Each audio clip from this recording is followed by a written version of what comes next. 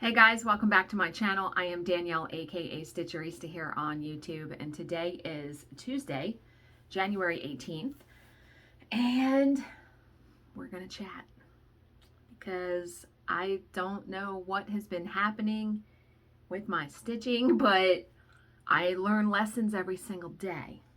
Okay, and I even have notes because there were so many little things that happened yesterday. Okay, so the chair came. You watched the video yesterday. I actually sat in the chair last night for about an hour and a half. Love it. Love it. I'm so glad I got it. And yes, McKenna had asked, it looks like it's a smaller footprint than my other one. It is. And I just like that, you know, when I used to get up from the other chair, it would rock because it was a rocking recliner. This one is nice just to be able to get up and nothing moves. And the arms of the chair are wide enough that if I want to set something on it, like a skein or something, it doesn't like fall off like it used to on the recliner.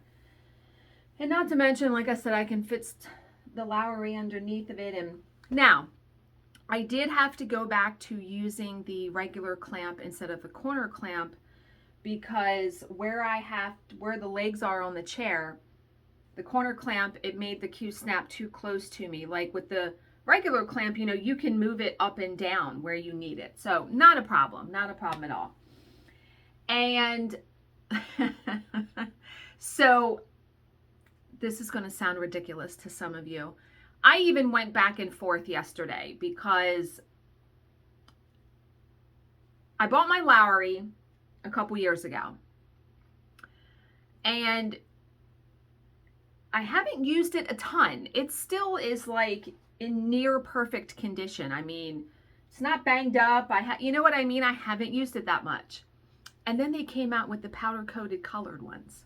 Like you couldn't have done that in the beginning. So of course I want one of those, right? I want the teal one.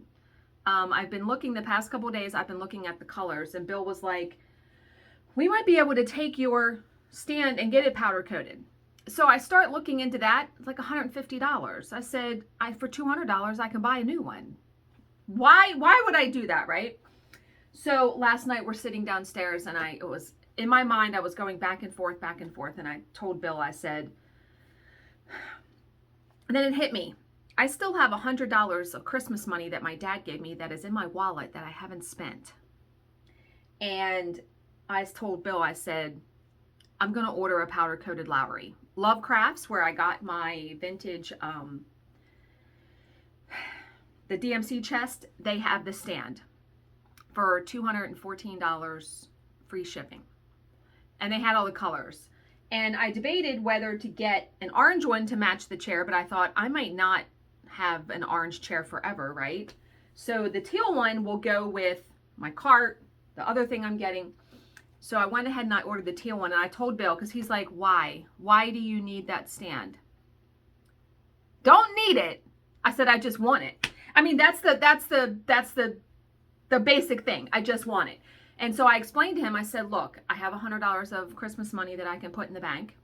I said, and then I'll sell my other one. Let me tell you, the new Lowery's, just the metal one like I have, is going for $159 on website. And a lot of places are sold out because they can't get the parts or whatever. So I'm going to list mine on eBay, I think. I don't belong to any of those destashing groups. I don't really care for that. And I think I'm going to list it $100, buy it now. You don't have to pay shipping though because it's going to be a little heavy. And I'm hoping to reuse the packaging from when I get the other stand. That was Bill's idea and that was smart. Reuse the packaging from that to ship it. We'll see. I don't know. I don't remember how the other one came. How it came in the box. But yeah, that is my plan. So between $100 Christmas cash, selling my other stand for $100, I'll have it covered. And Lovecraft said it'll be here within 4 to 10 days. So can't wait to get that. Yeah, it's going to be really pretty. But necessary now. I just want it. I just want it because a new chair and the powder coated ones are so pretty. The colors are so pretty on it. So Bill went to bed last night at 8 o'clock, and I came in here, and I've decided when I stitch now, I listen to podcasts instead of trying to watch something, because I find, you know, I'm not able to focus fully on my stitching. So I save TV watching for when I go back downstairs and I'll watch an episode or two. And I've been watching Yellow Jackets on Showtime, and I'm on episode 7. Holy moly, that show is quite the roller coaster. What was upsetting though last night is the app, you know, it's an app because I have a smart TV, a Roku TV.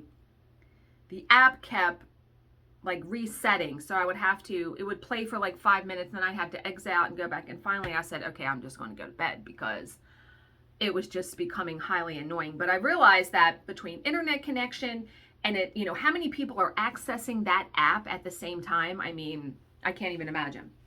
So I've been listening to a podcast called Something is Wrong, and it's been pretty good. It has like 10 or 11 seasons, so I have a long way to go because I started at season 1. And I think one season is like one whole story. So the one I've been listening to has been OMG. So I'm listening to that last night, and I go to stitch. Now, I had been working on the Shannon Christine designs in the air. Now, remember, a while ago,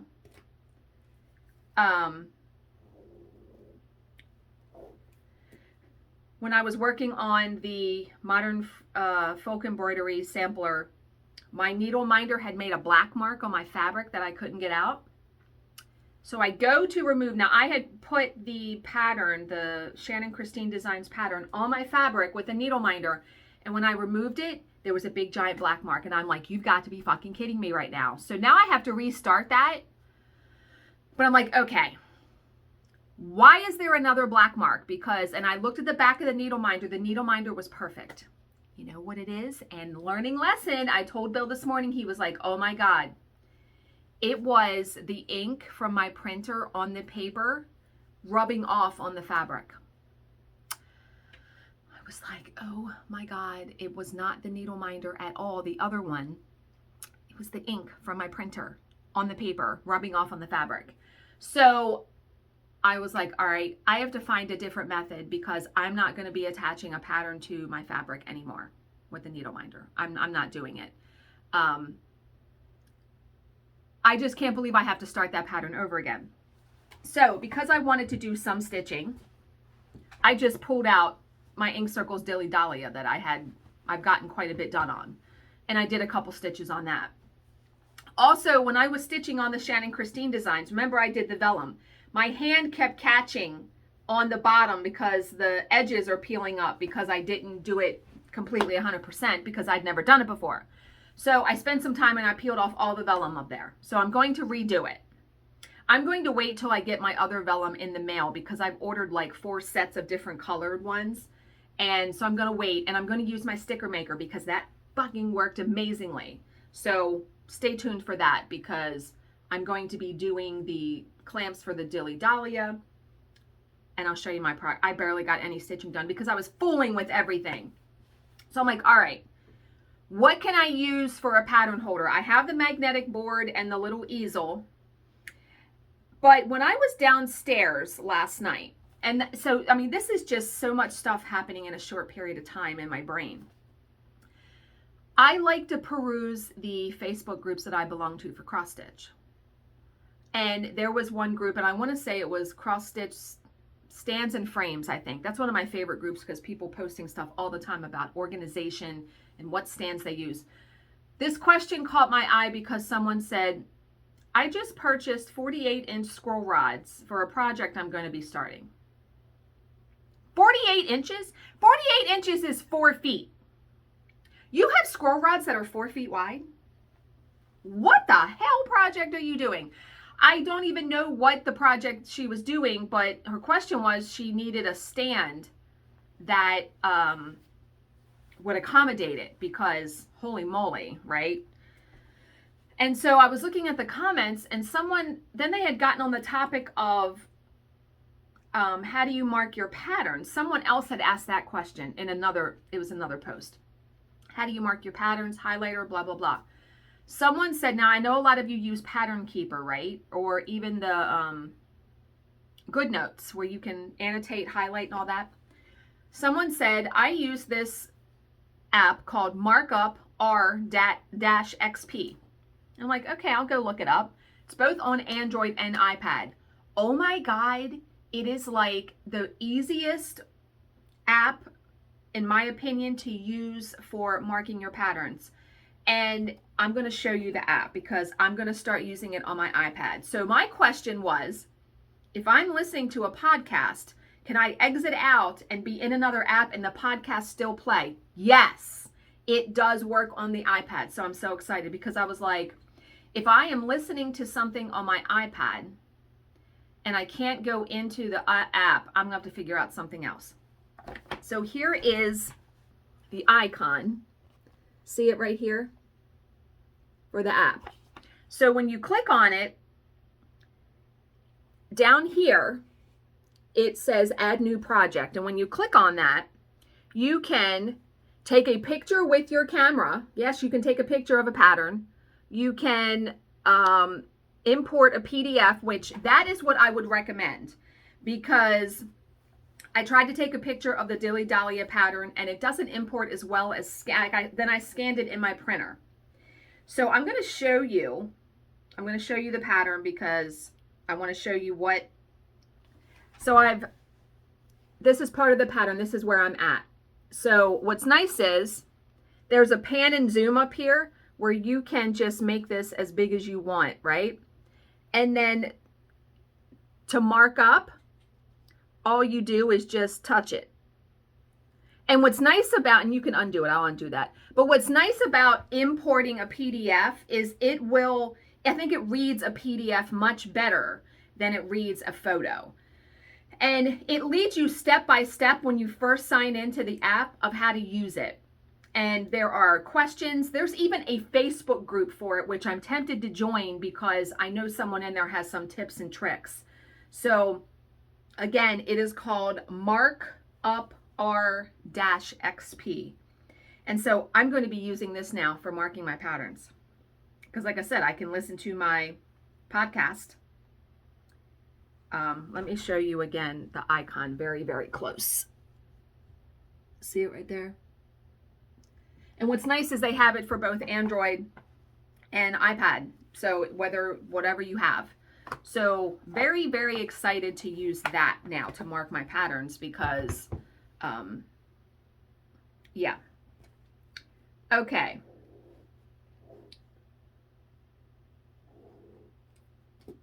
Okay, so what did I do stitching wise last night? Not very much. There's just this little bit right here. Remember, this is 18 count Ada from Hand Dyed Fabrics by Stephanie in Princess Buttercup. And this is the original pattern. So I converted all of my colors to Sulky. I just changed them all. I have my conversion in the description box. And what I have started to do is I've started to use the link tree more for all of my links instead of putting links in the description box. So if you need any links, the very first, well, after my conversion, the next link should say all the links you need and then my link tree, and all the links are in there. It's very easy to edit that and add that. So, okay. The cabinet. Now the cabinet that I ordered, I showed you guys, 40 bucks from Amazon. A couple of you have something very similar and you love it, which I'm so happy about because let me tell you, I have ordered some junk and some crap off of Amazon and hated it. So, and they say it's easy to put together, so it's coming tomorrow. I'm working tomorrow and Thursday on the arbitration, so I won't have any time to fool with it until Friday. So when I get back from my ultrasound on Friday, I will be putting that together, or maybe even trying to during a break. Sometimes I have little breaks depending on how the day goes. But yes, we have the arbitration Wednesday and Thursday. So very happy about the cabinet. That I feel better now on ordering it. Okay, and oh, I ordered a roll of Cricut vinyl, adhesive vinyl, because I want to try that on the clamps. And there's a lot of places on Amazon that have like a whole collection. I don't need 10 rolls if I wind up not liking it. I want to buy one roll. Trying to be smart about stuff like that now without amassing all of these large quantities of supplies that I wind up not ever using it. So that is also coming, I think, tomorrow. Yeah. Okay, and the last thing besides our little story we're going to read, my Velky Pataki is coming on Friday. Let's go, right? Have been anticipating that thing. It will almost be a year. I ordered it February 27th of last year. But the tracking is now in the USPS because I have informed delivery where you can go in and say, it's supposed to come Friday. Can't wait. Can't wait to finally unbox that motherfucker and see it and use it. Because that is what I want to take to retreats. Yes. Okay. So, I've gone through all of my notes. And let's see what today's story is. I think today's story is called Weakness or Strength. Okay? So, sometimes your biggest weakness can become your biggest strength. Take, for example, the story of one 10-year-old boy who decided to study judo despite the fact that he had lost his left arm in a devastating car accident. The boy began lessons with an old Japanese judo master. The boy was doing well, so he couldn't understand why, after 3 months of training, the master had taught him only one move. "Sensei," the boy finally said, "shouldn't I be learning more moves?" The sensei replied, "This is the only move you know, but this is the only move you'll ever need to know." Interesting. Not quite understanding, but believing in his teacher, the boy kept training. Several months later, the sensei took the boy to his first tournament. Surprising himself, the boy easily won his first 2 matches. The third match proved to be more difficult, but after some time, his opponent became impatient and charged. The boy deftly used his one move to win the match. Still amazed by his success, the boy was now in the finals. This time, his opponent was bigger, stronger, and more experienced. For a while, the boy appeared to be overmatched. Concerned that the boy might get hurt, the referee called a timeout, and he was about to stop the match when the sensei intervened and said, "No, let him continue." Soon after the match resumed, his opponent made a critical mistake. He dropped his guard. Instantly, the boy used his one move to pin him. The boy had won the match and the tournament, and he was the champion. So on the way home, the boy and the sensei reviewed every move in each and every match, and then the boy summoned the courage to ask what was really on his mind. "Sensei, how did I win the tournament with only one move?" "You won for 2 reasons," the sensei answered. "First, you have almost mastered one of the most difficult throws in all of judo.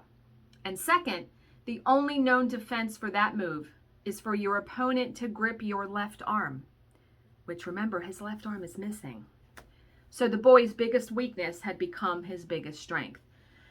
And you know, it's all about perception. All of these seem to be about your perception and using your strengths to your biggest advantage, or even using your weaknesses to your biggest advantage.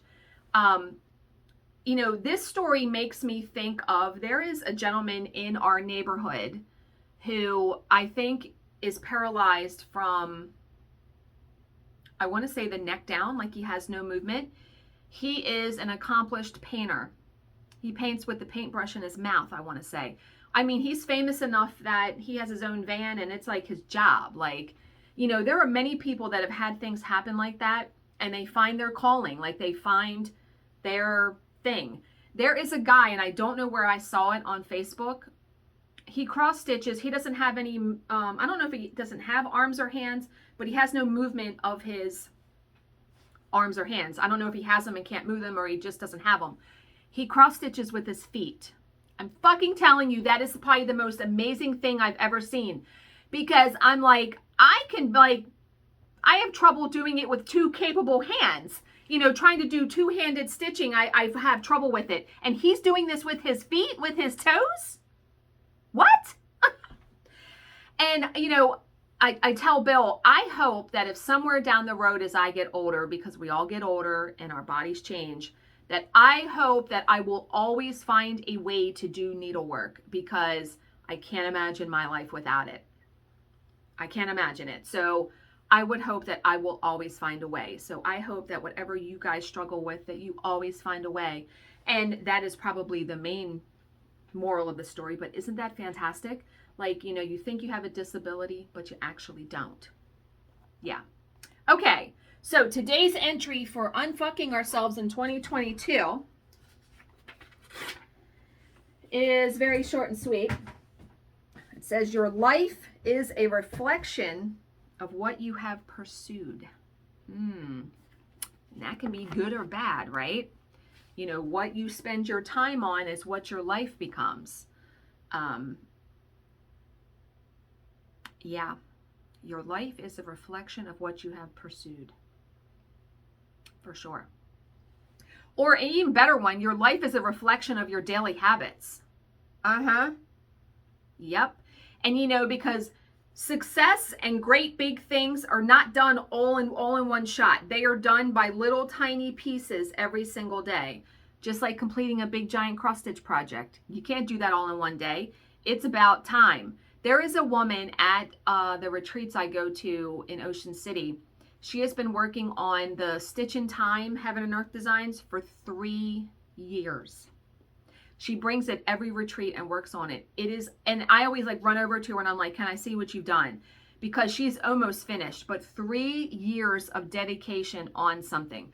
When she holds it up, my mouth just falls open, like, and she stitches on, I'm pretty sure she's stitching on 25 count. I don't know, but it is an amazing piece of needlework. But yeah, I mean, nothing like that. Even the smallest projects, look at this, even the smallest ones take time. You're not doing it in one day. Cross stitch is not a quick, unless you're completing something that's really, really small. But for the most part, it is not a quick hobby. But it is about patience and perseverance and working on it every single day to create a beautiful masterpiece. I mean, I've completed so many things over the past, really this stuff has been completed over the past 13 years that I've been with Bill.